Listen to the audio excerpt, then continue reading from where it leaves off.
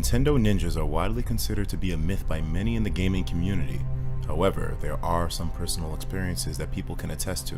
I received a phone call one day from an established friend in the Nintendo YouTube community who said he had information to tell me in person that would be sensitive. We'll refer to him as Douglas for the remainder of the video. On the phone, he sounded distressed, concerned.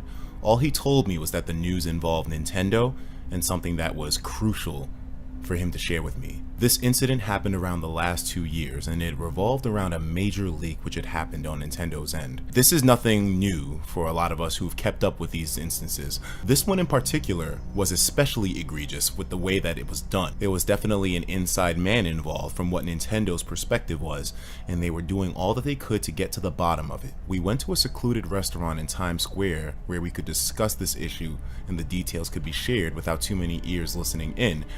Even though I thought that it was a little unnecessary, he didn't seem to think so. His body language seemed off from what this friend is usually like. There was a extra sense of distress in his voice as well. And even though it was 2 p.m. in the afternoon, he insisted that we take some shots before we begin the story.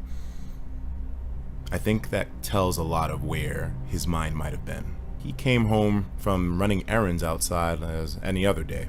His mother told him that there were 2 individuals who had come earlier looking for him and asking to speak with him, who were dressed in business suits and seemed to have an air of professionalism about them. He goes up to his room, and later in the day, the individuals show up again. When he looked outside, after the doorbell rang, he noticed a large black Suburban parked across the street. Later on, after this incident, he asked his friends if they had seen this car earlier, and they said apparently it had been waiting since morning time. Maybe he left to do errands earlier in the day and therefore they might have missed him. When he goes to answer the door, there are 2 people there, and I'll be referring to these as Agent A and B. They introduce themselves by name and then they show identification that they're with Nintendo.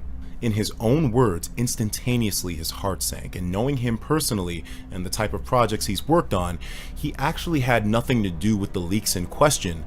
But due to the nature of how he carried himself online, and maybe other people dropping names here and there, for some reason these agents decided to make their way to his house without even revealing how they found him in the first place. Now, being understandably curious, his mother inquires as to the identity of the 2 gentlemen at the door, and after knowing that they're from Nintendo, she obviously is excited about it because she knows that her son does work in the ecosystem of YouTube and Nintendo. His mother goes to get snacks and refreshments for the 2 gentlemen, and Douglas invites them inside. One thing to clarify is that they weren't forceful, but because they are employees of Nintendo with verified identities, he simply felt the need to invite them in just to be cordial, especially towards a company that we've all grown up with. As soon as they sit down, one of the agents opens up a briefcase and begins to showcase pictures of tweets, screenshots of messages, and other information pertaining to this massive leak that happened. He also pulls out pictures of individuals, asking if Douglas is affiliated, knows any of them, or how to get in contact with them. He noticed that one of the agents was completely silent,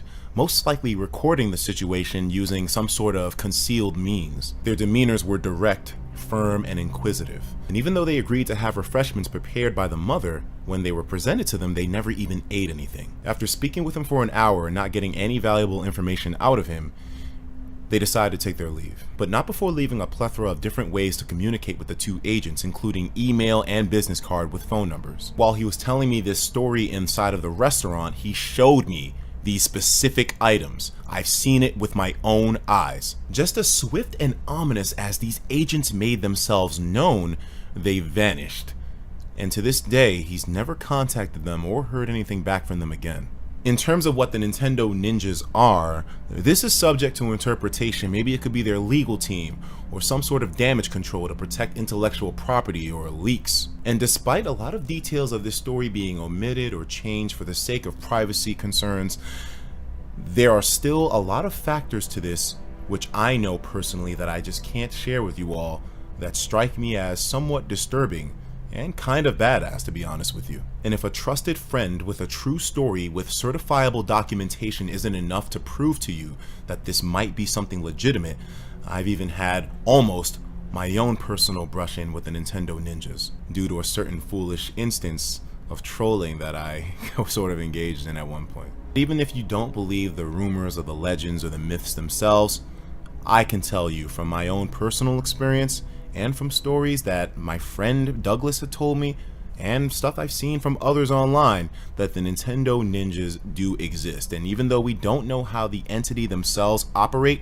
we have seen traces of them, and they may be coming for you next depending on what you do online. Don't be surprised if you see a large black Suburban down the street from you in the future.